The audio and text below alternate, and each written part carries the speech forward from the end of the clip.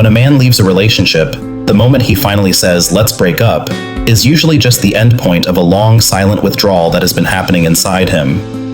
He walks away with his feet, but long before that, his heart and his ego have already been retreating from the relationship, at first very quietly, later very decisively. From the instinct to conquer to the emptiness after victory.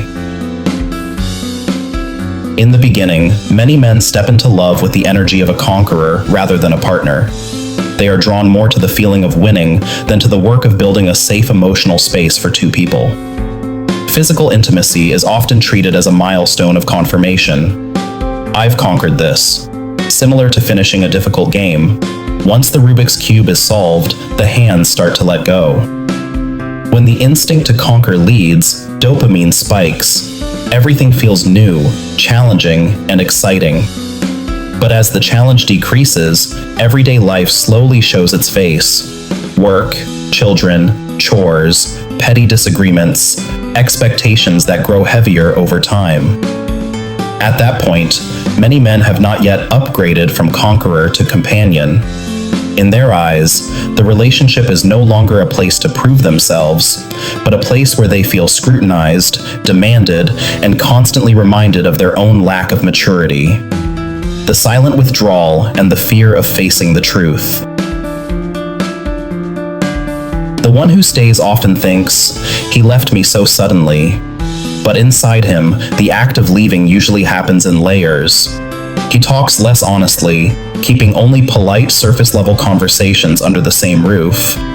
He stops sharing his deeper worries and wounds because it feels like there's no point saying it. He starts separating his inner life from the relationship, letting it drift into work, friends, or an online world of his own. In his mind, the idea of breaking up doesn't appear once. It comes in waves. Many nights he lies next to his partner wondering, am I really still here? Am I deceiving them? Every time he's about to speak up, he pulls back when he sees the trusting or hopeful look in their eyes.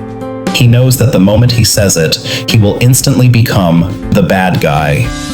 And most men are terrified of that moment, the moment they must look directly at the image of themselves as the one who causes pain. Avoidance, silence, and the ego's defense mechanisms. When they don't have the courage to face their guilt, many men choose avoidance as armor for their ego. They choose silence over full explanation. They say vague things like, "The problem is me," "You deserve better," "I need time." Not necessarily because they want to be nice, but because they cannot bear to expose the deeper truth. "I'm bored," "I'm exhausted," "I'm running away from emotional responsibility." If there is a third person involved, the lies become even heavier.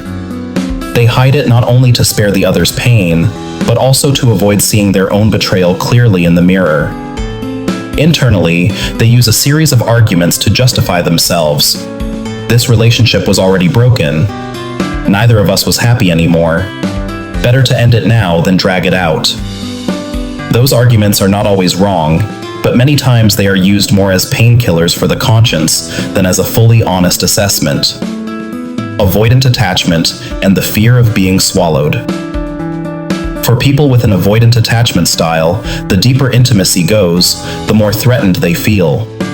When they sense the other person needs them too much, expects too much, or when the relationship touches old wounds, being controlled, judged, or abandoned, their first self-protective reflex is to pull away.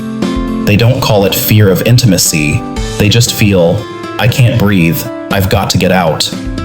So, in the eyes of the one who stays, they become cold, distant, indifferent. But inside, they're drowning in a mix of fear, confusion, and frustration with themselves. Why can't I handle someone loving me this much? Why do I always want to run when things get close? Without psychological language, those questions get pushed down into the unconscious. On the surface, only the behaviors remain. Fewer messages, less care, more irritability, quicker boredom, and finally, leaving. The high. After the breakup and the delayed strike of pain. Right after a breakup, many men think they're fine. They feel relieved, like taking off a heavy backpack. Life suddenly opens more space for friends, for work, for old hobbies they'd neglected. Sometimes they jump into a new relationship quickly, not necessarily because they deeply love the new person, but because they want to fill the emptiness and prove to themselves, I'm okay, I'm still desirable. But their pain often arrives late. When the busyness cools down, when there are no more goodnight texts, no one nagging them about their eating habits, no one remembering the small details of their life, the emptiness becomes visible. Months after the breakup, in a very ordinary moment, hearing a familiar song, walking past a place they used to go together, seeing a couple arguing but still holding hands, he suddenly feels a dull ache. I really lost something. Silent torment. They carry a weight too. From the outside, people often only see men leaving, men being heartless, men letting go easily. But inside, most of them carry a heaviness they themselves don't know how to name. Looking back, they realize they once were a better version of themselves with that person, more attentive, more willing to listen, more willing to try. They destroyed that version through fatigue, avoidance, and a lack of courage. They didn't just lose someone, they lost a chance to grow in how they love. Some use work, money, or success to cover that feeling. Some repeat the exact same pattern with the next person. Excitement, intimacy, suffocation, withdrawal.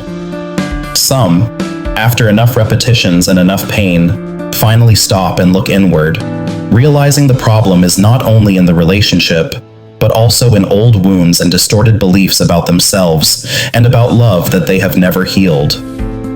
The moment of self-recognition and the possibility of growth. If they're brave enough, there will come a day when they face the hardest truth of all. It wasn't always that the other person wasn't good enough. Many times they left because they couldn't bear seeing the weak, selfish, and cowardly parts of themselves reflected back in that relationship. Staying would mean learning to take responsibility, to apologize, to change, to accept the dullness and repetition of everyday life. Leaving in that moment seems easier.